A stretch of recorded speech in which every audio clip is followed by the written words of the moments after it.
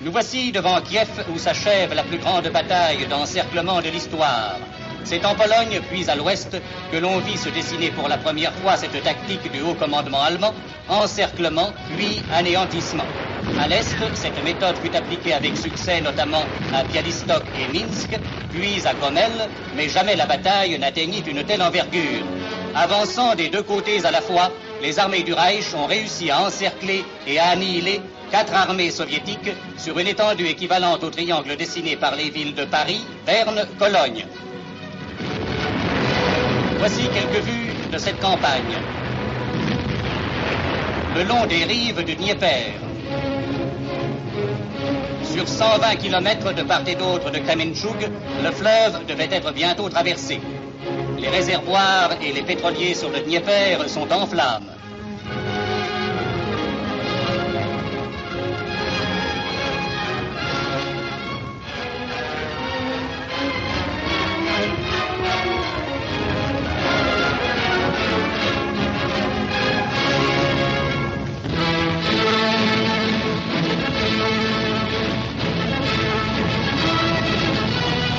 Les pluies torrentielles ont transformé les routes en marécages.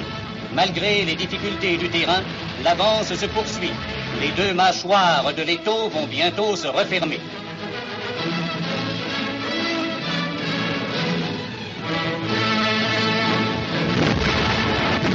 Les positions soviétiques de la Desna sont prises sous le feu des canons allemands.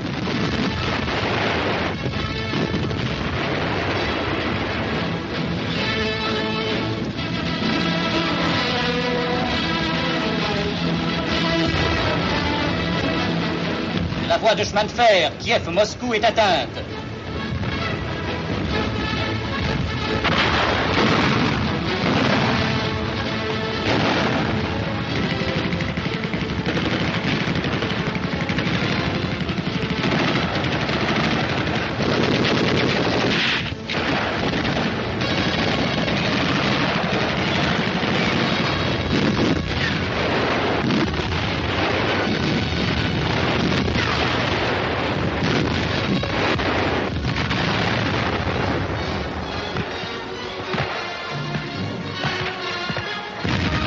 L'infanterie a reçu mission de déloger les mitrailleurs rouges retranchés dans un petit bois.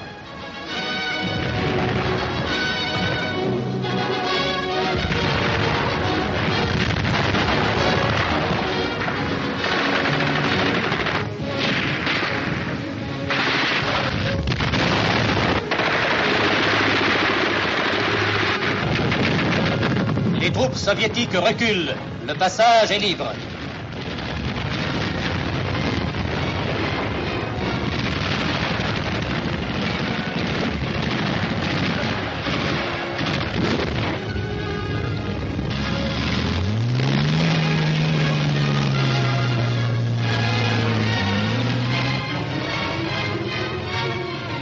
Au dernier jour de la bataille, au moment même où les troupes allemandes pénétraient dans les faubourgs de Kiev, les Rouges détruisirent passages et ponts sur le Dniepr. Au-dessus de Kiev, capitale de l'Ukraine.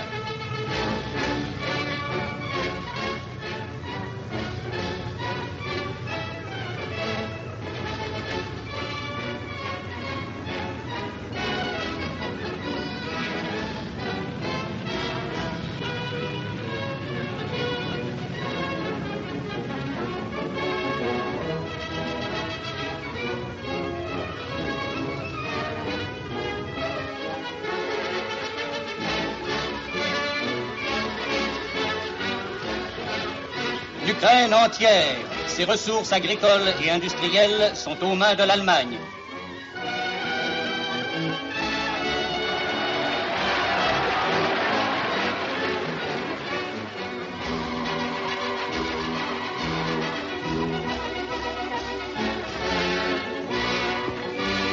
À l'est, les armées du Reich ont opéré leur jonction. L'étau s'est maintenant refermé. Pas une formation ennemie n'a pu échapper à l'étreinte. 665 000 prisonniers, 3 718 canons, 668 chars, tel est le bilan de cette gigantesque bataille.